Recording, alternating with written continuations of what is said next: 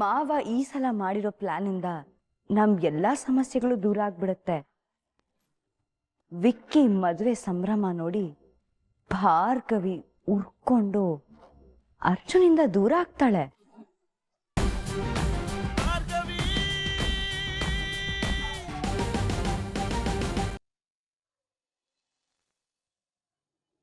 ಅರ್ಜುನ್, ಆಗ್ಲಿಂದ ನಿನ್ನನ್ನೇ ಹುಡುಕ್ತಿದ್ದೆ. ಎಲ್ಲೂ ಹೋಗಿದ್ದೆ ಅರ್ಜುನ್?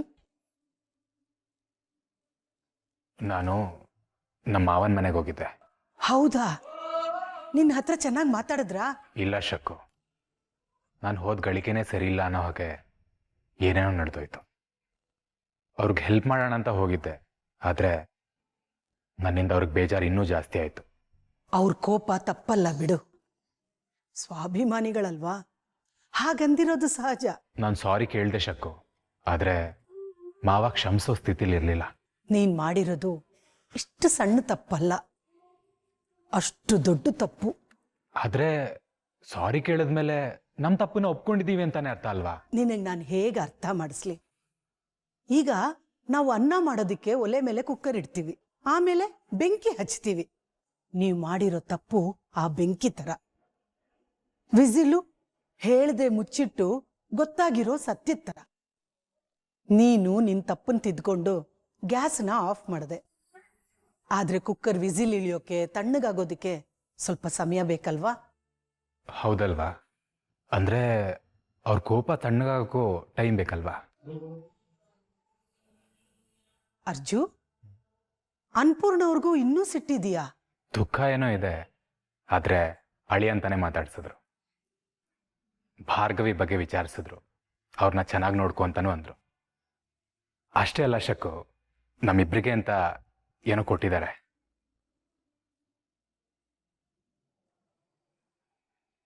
ಪಟ್ಟದ ಗೊಂಬೆಗಳು. ಈ ರಾಜಾರಾಣಿ ಬೊಂಬೆಗಳ ಹಾಗೆ ಚೆನ್ನಾಗಿ ಬದುಕಿ ಅಂತ ಆಶೀರ್ವಾದ ಮಾಡಿದ್ರು. ಪಾಪ ಅವ್ರನ್ನ ನೋಡಿ ನಾನೇ ಭಾರ್ಗವಿನ ಅವರಿಂದ ಕಿತ್ಕೊಂಡು ಬಂದೆ ಅಂತ ದುಃಖ ಆಯ್ತು ಶಕ್ಕು. ಹೆತ್ತೋರಲ್ಲ, ದುಃಖ ಆಗೋದು ಸಹಜ ಕಣೋ. ತಪ್ಪು ನಮ್ಮಲ್ಲಿದೆ ಅರ್ಜುನ್, ಅದನ್ನ ನಿಧಾನವಾಗಿ ನಾವು ಸರಿಪಡಿಸ್ಕೋಬೇಕು ಅಷ್ಟೇ. ಅಷ್ಟೇ ಅಲ್ಲ ಶಕ್ಕು, ತವ್ರ ಮನೆಯಿಂದ ಕೊಡ್ತಿರೋದು ಅಂತ ಇದನ್ ಕೊಟ್ರು. ಹಾಗೆ ಕರಿಮಣಿ ಸರಕ್ಕೆ ಸೇರಿಸಿ ಅಂತಂದ್ರು. ನಾನು ಯೋಚಿಸ್ತಿದ್ದೆ, ಇವತ್ತೇ ಬಂಗಾರ ಶೆಟ್ರ ಹತ್ರ ಹೋಗ್ಬಿಟ್ಟು ಮುಂದಿನ ವ್ಯವಸ್ಥೆ ಮಾಡ್ತೀನಿ. ಒಳ್ಳೆ ಮುಹೂರ್ತದಲ್ಲಿ ಮರು ಮಾಂಗಲ್ಯ ಧಾರಣೆ ನಡೆದೋಗ್ಲಿ. ಎಲ್ಲಿ ಹೋಗಿದ್ದೆ ಅರ್ಜುನ್?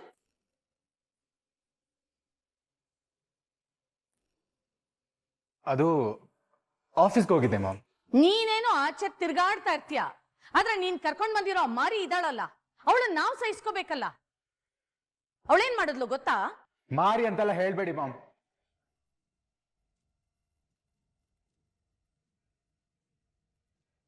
ಈಗ ಏನಾಯ್ತು ಅಂತ ಹೀಗಂತಿದ್ದೀರಾ? ಅದ್ ಎಷ್ಟ್ ಧೈರ್ಯ ಇದೆ ಅವಳಿಗೆ? ನನ್ನ ಮನೆಯಲ್ಲಿ ನನ್ನ ಮುಂದೆನೆ ಆ ಸಂಧ್ಯಾ ಫೋಟೋನ ನೇತಾಕ್ತಾಳೆ. ಸಂಧ್ಯಾ ಫೋಟೋನ? ನೀನೇನು ತಲೆ ಕೆಡಿಸ್ಕೋಬೇಡ ಅರ್ಜುನ್. ನಿರ್ಮಲಾ, ಸಂಧ್ಯಾ ಈ ಮನೆ ಮಗಳು. ಅವಳ ಫೋಟೋನ ನಾವ್ ಯಾವತ್ತೂ ಹಾಕ್ಬೇಕಾಗಿತ್ತು. ಅದನ್ನ ಈ ಮನೆ ಸೊಸೆ ಆದವಳು ಮಾಡಿದಾಳೆ, ಅದಕ್ಕಾದ್ರೂ ಸಂತೋಷ ಪಡು. ಯೋ, ಹೆಂಡ್ತಿ ಸೊಸೆ ಹೆಂಡ್ತಿ ಸೊಸೆ ಅಂತ ಕೇಳಿ ಕೇಳಿ ಸಾಕಾಗೋಗಿದೆ ನಂಗೆ. ಊರ್ಗಿಲ್ದಿರೋ ಸೊಸೆ ತರ ಮಾತಾಡ್ಬೇಡಿ. ಅವಳು ಬಂದಾಗಿಂದ ಈ ಮನೆಯಲ್ಲಿ ಏನಾದ್ರು ಒಂದು ಅವಂತರ ಆಗ್ತಾನೆ ಇದೆ. ಅನಿಷ್ಟನ ಅದೃಷ್ಟ ಅನ್ಕೊಳ್ಳೋಷ್ಟು ದಡ್ಡಿ ನಾನಲ್ಲ. ಸಾಕ್ ನಿಲ್ಸು ನಿರ್ಮಲಾ. ಯಾವಾಗ ನೋಡಿದ್ರು ಭಾರ್ಗವಿ ಮೇಲೆ ನಂಜು ಕಾರ್ತಾನೆ ಇರ್ತೀಯಲ್ವಾ? ನಾನು ನಿನ್ನ ಜೆಪಿ ಮಧ್ಯೆ ಹೀಗೆಲ್ಲ ಮಾತಾಡ್ತಿದ್ನಾ? ಎಲ್ಲದಕ್ಕೂ ಅವಳನ್ನ ವಹಿಸ್ಕೊಂಡ್ ಬರ್ಬೇಡಿ ನೀವು. ನೀನು ಈ ಮನೆಗೆ ಹೊಸದಾಗಿ ಬಂದಾಗ ನಿನ್ನನ್ನು ವಹಿಸ್ಕೊಂಡು ಮಾತಾಡ್ತಿದ್ದೆ, ಮರ್ತೋಯ್ತಾ? ನವರಾತ್ರಿ ಹಬ್ಬ ಶುರು ಆಗಿದೆ, ಅದ್ರ ತಯಾರಿ ಬಗ್ಗೆ ಯೋಚನೆ ಮಾಡು. ಈಗ ಮನೆಯಲ್ಲಿ ನಡೀತಾ ಇರೋದೇ ಸಾಲ್ದ? ಈ ಪೂಜೆ ಗೀಜೆ ಬಗ್ಗೆ ನನ್ಗೆ ಇಂಟ್ರೆಸ್ಟ್ ಇಲ್ಲ ಅತ್ತೆ. ಅದು ನನಗೂ ಗೊತ್ತಿದೆ ಬಿಡು. ಅದಕ್ಕೆ ಈ ವರ್ಷ ನವ ದಂಪತಿಗಳಾದ ಅರ್ಜುನ್ ಭಾರ್ಗವಿ ಪೂಜೆ ಕೂರ್ತಾರೆ.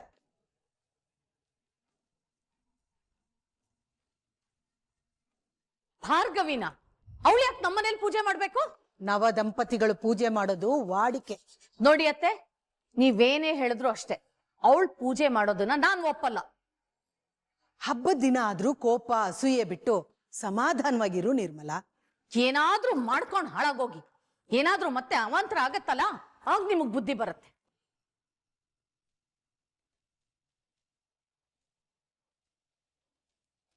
ಈ ಬೊಂಬೆ ಯಾರು ಕೊಟ್ರು? ಅದು ನಾನೇ ಕೊಟ್ಟೆ. ಇದು ಅರ್ಜುನ್ ಭಾರ್ಗವಿ ಆಚರಿಸ್ತಿರೋ ಮೊದಲನೇ ನವರಾತ್ರಿ. ಅದಕ್ಕೆ ಅವರು ರಾಜ ರಾಣಿಗಳ ತರ ಬದುಕ್ಲಿ ಅಂತ ಕೊಟ್ಟಿದ್ದೀನಿ. ಇನ್ನು ಈ ಕಣ್ಣಲ್ಲಿ ಏನೇನ್ ನೋಡ್ಬೇಕು, ಎಲ್ಲ ನನ್ ಕರ್ಮ. ಥು. ಅರ್ಜುನ್, ಬೊಂಬೆಗಳು ನಿಜವಾಗ್ಲೂ ಮುದ್ದಾಗಿದೆ ಕಣೋ. ಪಾಪ ಭಾರ್ಗವಿ ಮನೆ ಬಿಟ್ಟು ಬಂದ ದುಃಖದಲ್ಲಿದ್ದಾಳೆ.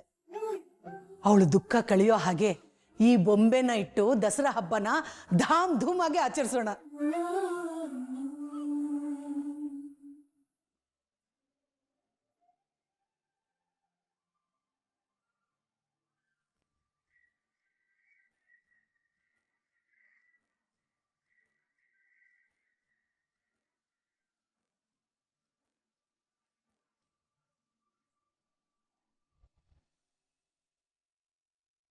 ಅದ್ಕೆ ನಿಮ್ಗೋಸ್ಕರ ನಾನು ಕಾಯ್ತಿದ್ದೆ.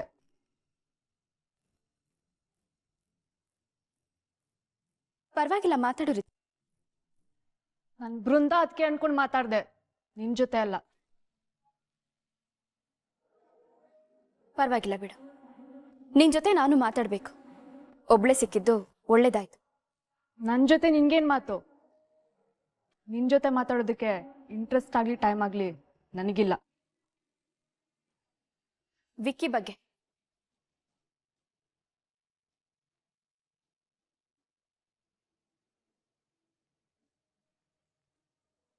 ವಿಕ್ಕಿ ಬಗ್ಗೆನಾ? ಹೌದು, ನೀನು ವಿಕ್ಕಿ. ಅದು ನಿನಗೆ ಬೇಡದೇ ಇರೋ ವಿಷಯ. ನನ್ನನ್ನ ನನ್ನ ಪಾಡಿಗಿರೋದಕ್ ಬಿಡು. ನೀನು ಅವನ್ ಸಹವಾಸ ಮಾಡ್ದೆ ನಿನ್ ಪಾಡಿಗೆ ನೀನಿರ್ಲಿ, ಚೆನ್ನಾಗಿರ್ಲಿ ಅಂತಾನೆ ನಾನು ಈ ಮಾತು ಹೇಳ್ತಾ ಇರೋದು. ಆ ವಿಕ್ಕಿ ಒಳ್ಳೆಯವನಲ್ಲ.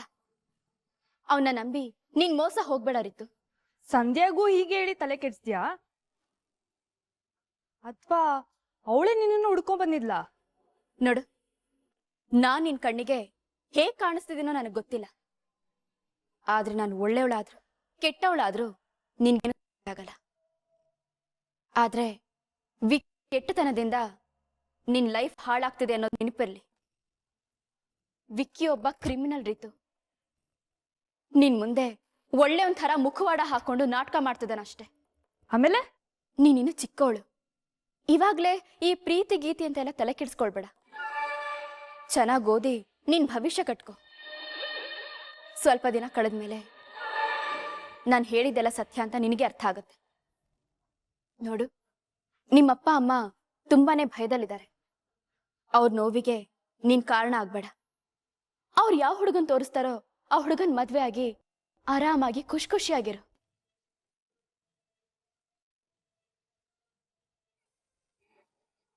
ನೀನೇನೋ ಪಾಪದೊಳನ ತರ ಬೋಧನೆ ಮಾಡ್ತಿದ್ಯಲ್ಲ. ನಮ್ಮ ಅಣ್ಣನ ಪ್ರೀತಿ ಹೆಸರು ಬುಟ್ಟಿಗೆ ಹಾಕೊಂಡದ್ನ ಇಷ್ಟ ಬೇಗ ಮರ್ತ್ಬಿಟ್ಯಾ? ಅಂದ್ರೆ ನೀನು ನಿಮ್ಮಪ್ಪ ಅಮ್ಮಂಗೆ ಮೋಸ ಮಾಡಿಲ್ವಾ?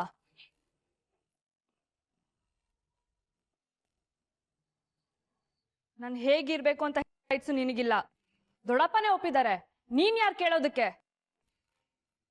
ಏನೋ ಗೋಡೆ ಮೇಲೆ ಫೋಟೋ ಹಾಕಿ ಕೇಸಿಗೆ ಗೆದ್ಬಿಟ್ಟೆ ಅಂತ ಮೆರಿಬೇಡ. ಯಾವ ದೊಡ್ಡಪ್ಪನೇ ಗೆಲ್ಲೋದು.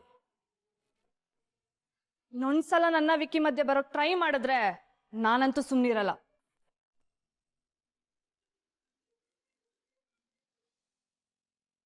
ನವರಾತ್ರಿ ಹಬ್ಬದ ಶುಭಾಶಯಗಳು ಶಕ್ತಿ ಅಣ್ಣ. ನನ್ನ ಕಡೆಯಿಂದನೂ ನಿಮ್ಮೆಲ್ರಿಗೂ ಹಬ್ಬದ ಶುಭಾಶಯಗಳು. ಹಬ್ಬ ಜೋರ? ಇಲ್ಲ ಅಣ್ಣ, ಇನ್ನು ಏನೂ ಇಲ್ಲ. ಹಬ್ಬದ ಸಂಭ್ರಮ ಸಡಗರ ಎಲ್ಲಿ? ಇಷ್ಟೊತ್ತಿಗೆ ನಮ್ ವಂದನಾ ಮದುವೆಯಾಗಿ ನಮ್ಮ ಮನೆಗೆ ಬಂದಿದ್ದಿದ್ರೆ. ನಿಮಗ್ ಗೊತ್ತು, ಅದೇ ವಿಷಯಕ್ಕೆ ನನಗೂ ಜೆಪಿಗೂ ಭಿನ್ನಾಭಿಪ್ರಾಯ ಬಂದಿರೋದು. ಈಗ ಜೆಪಿನೇ ರಿತು ಮತ್ತೆ ವಿಕ್ಕಿ ಮದುವೆ ಮಾಡಿ ಸಂಬಂಧನ ಗಟ್ಟಿ ಮಾಡ್ಕೊಳ್ಳೋಣ ಅಂತ ಹೇಳಿದಾನಂತೆ. ನಿಮ್ ಸೊಸೆ ಹೇಳಿದ್ಲು, ನಾವು ಬೀಗರಾಗೋಕೆ ವಂದನಾ ಮದುವೆವರೆಗೂ ಕಾಯ್ಬೇಕಾಗಿಲ್ಲ, ವಿಕ್ಕಿ ಮದುವೆಯಿಂದನೂ ಇದು ಸಾಧ್ಯ ಅಂತ ಹೇಳಿದ್ದು ಜೆ ಪಿ. ನನಗೂ ಇದು ಸರಿ ಅಂತ ಅನ್ನಿಸ್ತು. ಈ ಶುಭ ಕಾರ್ಯದಿಂದ ನಮ್ಮ ಜೆ ಪಿ ಮತ್ತೆ ನೀವು ಮೊದಲಿನ ಹಾಗೆ ಒಂದಾಗ್ಬಿಟ್ರೆ ನನಗಷ್ಟೇ ಖುಷಿ ಅಣ್ಣ. ನೀವಿಬ್ರು ಜೊತೆಗಿದ್ರೆ ಯಾರು ಏನೂ ಮಾಡಕ್ಕಾಗಲ್ಲ. ಹೌದು, ಆದ್ರೆ ಆ ನಿಮ್ಮ ಟೆಂಪ್ರವರಿ ಸೊಸೆ ಇದ್ದಾಳಲ್ಲ, ಅವಳನ್ನ ಹದ್ದು ಬಸ್ತಲ್ಲಿ ಇಟ್ಕೊಳ್ಳಿ. ಅವಳಿಗೆ ಕೊಡಬಾರ್ದ ಹಿಂಸೆನ ಕೊಟ್ಟು ಮನೇಲೆ ಬಿದ್ದಿರೋ ಹಾಗೆ ಮಾಡಿ. ಜೆ ಪಿ ಹೇಳಿದ ಮಾತಿಂದ, ಅವನು ಮಾಡೋ ಕೆಲಸದಿಂದ ಮುಂದೆ ಏನೋ ಬದಲಾಗುತ್ತೆ ಅಂತ ನಾನು ನನ್ನ ಮಕ್ಕಳು ಕಾಯ್ತಾ ಇದ್ದೀವಿ. ಈಗಲೇ ಹೇಳ್ತಾ ಇದ್ದೀನಮ್ಮ, ಈ ಸಲಿ ಏನಾದರೂ ಹೆಚ್ಚು ಕಮ್ಮಿ ಆದರೆ ಮನುಷ್ಯನಾಗಿರಲ್ಲ.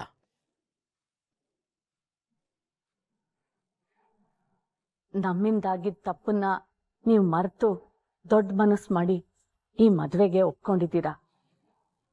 ಮತ್ತೆ ನಮ್ಮಿಂದ ಈ ರೀತಿ ತಪ್ಪಾಗದೇ ಇರೋ ಹಾಗೆ ನಾನು ನೋಡ್ಕೋತೀನಿ ಅಣ್ಣ. ಎಲ್ಲ ನೀವು ಅನ್ಕೊಂಡಿರೋ ಹಾಗೆ ಆಗತ್ತೆ.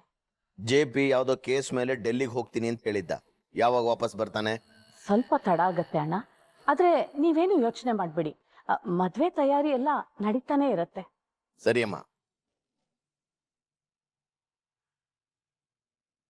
ಮನೇಲಿ ನಡೀತಾ ಇರೋ ವಿಷಯನ ಮುಚ್ಚಿಟ್ಟು ಅರ್ಧಂಬರ್ಧ ಸತ್ಯ ಹೇಳಿದ್ದೀನಿ. ಏನು ಎಡವಟ್ಟಾಗದೇ ಇದ್ರೆ ಅಷ್ಟೇ ಸಾಕು. ಏನು ಎಡವಟ್ಟಾಗಲ್ಲ ಅತ್ತೆ.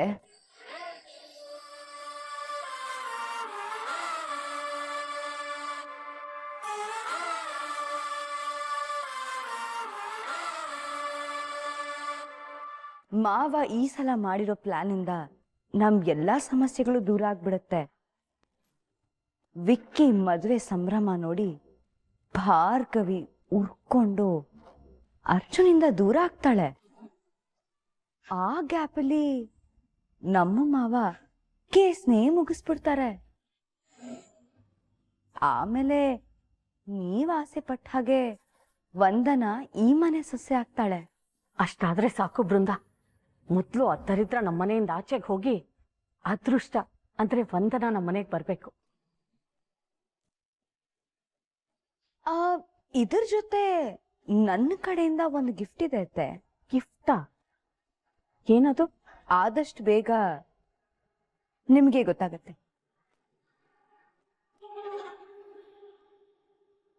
ಒಟ್ನಲ್ಲಿ ಭಾರ್ಗವಿ ಈ ಕೇಸ್ ವಿಚಾರವಾಗಿ ಏನ್ ಹೇಳಿದ್ರು ಯಾರು ನಂಬಲ್ಲ. ಅವಳು ಈ ಮನೆಯಿಂದ ಆಚೆ ಕೂಡ ತಲೆ ಹಾಕಕ್ಕಾಗಲ್ಲ. ಇಷ್ಟೆಲ್ಲ ಅವಮಾನ ಮಾಡದ್ಮೇಲೆ ಇಲ್ಲಿರ್ತಾಳ? ಚಾನ್ಸೇ ಇಲ್ಲ. ಸೀದಾ ಅವಳಮ್ಮನ ತಾಳೆ. ಆಮೇಲಾದ್ರೂ ಮನಸ್ಫೂರ್ತಿಯಾಗಿ ನನ್ನನ್ನ ಸೊಸೆ ಅಂತ ಒಪ್ಕೋತೀರಾ?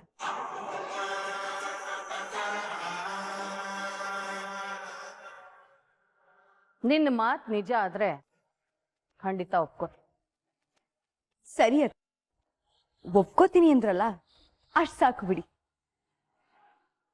All the best.